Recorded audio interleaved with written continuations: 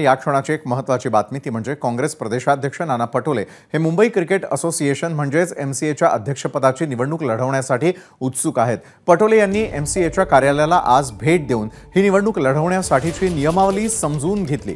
एमसीएच्या अध्यक्षपदाच्या निवडणुकीसाठी माझगाव क्रिकेट क्लबने नाना पटोले यांचं नाव प्रतिनिधी म्हणून आधीच पाठवलेलं आहे, पण प्रत्यक्षात ते अध्यक्षपदाची निवडणूक लढवणार की नाही याबाबतचा अंतिम निर्णय आज रात्री होईल असं समजतंय।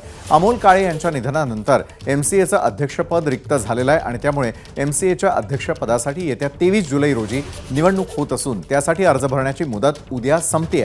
या निवडणुकीसाठीचा अर्ज मागे घेण्याची मुदत 16 जुलै रोजी संपणार आहे।